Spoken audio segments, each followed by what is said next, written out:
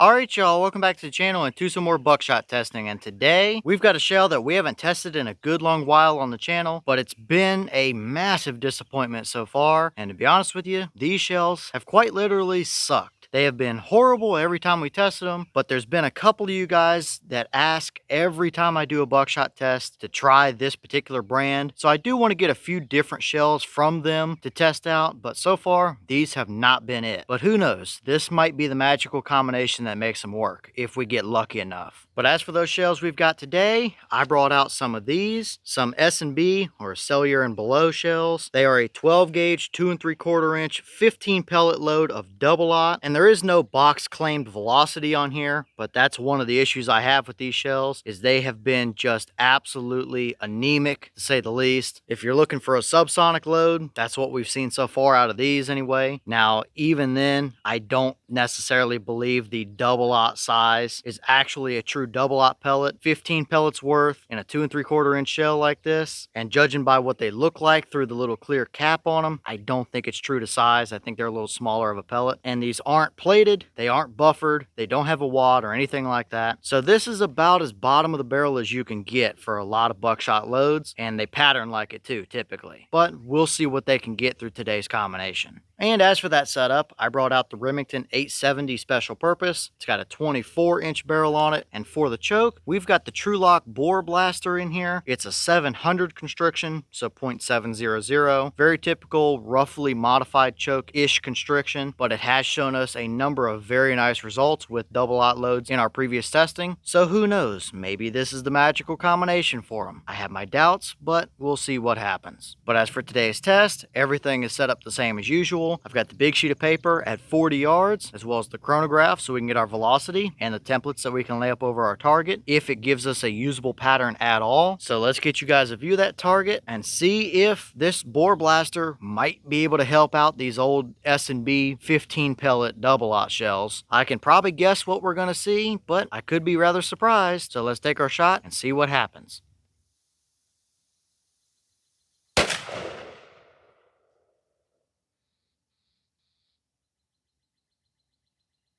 Alright, so that shell gave us 1,091 through the chrono. Again, there's no box claim, but a typical double-aught shell is moving 12 to 1,300 feet per second or thereabout. And quite honestly, I think that 1,091 right there is the highest velocity we've ever seen from these shells. Typically, they're down in the 900s. But yes, they still absolutely feel anemically weak. I mean, it feels like a number 8 birdshot trap load or something. So without knowing their box claim, it's hard to say if this number is accurate to what they should be moving or not. But definitely a little slower than what I would like to see out of them, that's for sure. But how did they actually pattern down there at 40? Let's go check it out and see.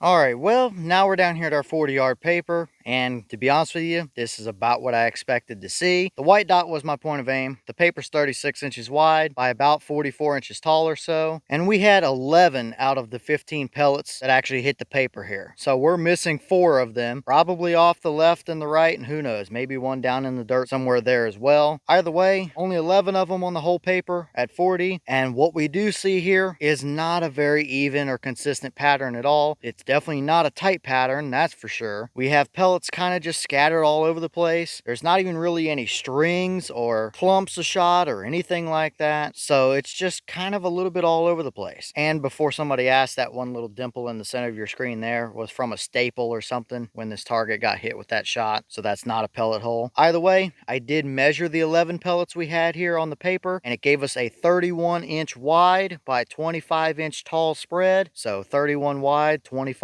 tall. Not a tight pattern whatsoever, and definitely not something that I would want to hunt with, that's for sure. That is essentially the equivalent of a waterfowl pattern when it comes to buckshot. Now, to be fair, I don't think these shells have a specific purpose in mind that they are designed to be used for. I don't think they're a specific defensive shell. I don't think they're a specific hunting shell. I think they're just a pretty cheap, basic buckshot load. Use it for whatever you want to use it for type of deal. And of course, at 5 or 10 yards down a hallway on a two-legged target, that's going to be much, much tighter than that, and it's still absolutely going to get the job done, no doubt about it. But for hunting spread, not what we're looking to see here. And to be honest with you, the templates aren't going to do us a whole lot of good either, but I guess we'll throw a couple of them up real quick just to see what it would look like if you were to have taken this shot out there in the field and just not tested these shells or how they performed beforehand.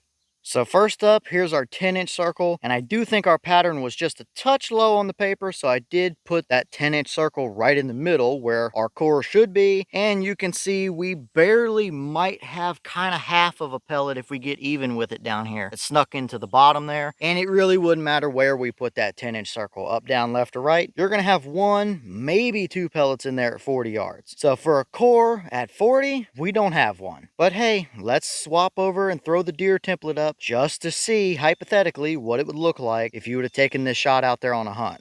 So here's that deer template, and when we line it up roughly with our point of aim, you would have had 4 pellets that would have hit the deer. And those 4 pellets are scattered all over the place. Would that have been a dead deer? Probably so. And a lot of that damage probably came from this one all the way back here through the gut area. So I do think this deer would have gone down eventually, but this may very well have been one that you did not ever recover. And that's not at all what you want to see. Now, of course, at closer ranges, the pattern would be tighter and it would be good enough to get the job done, but out here at 40, this is a no-go for me. So overall, this did about what I expected it to, really. Now again, I just mentioned I don't think these shells are specifically designed to be a hunting shell or specifically designed to be a defensive loading or anything like that. These are just a cheap range day buckshot load, and for that purpose, you know, 10, 15, 20 yards shooting steel targets, whatever, these are going to be perfectly fine. If you wanted to use these, since they are lighter in the recoil department and lower velocity for a home defense scenario, you could, but I think that's about the limitations of what these can give us. So flat out, if these shells are terrible, I'm going to tell you they're terrible, and they are pretty terrible for most scenarios.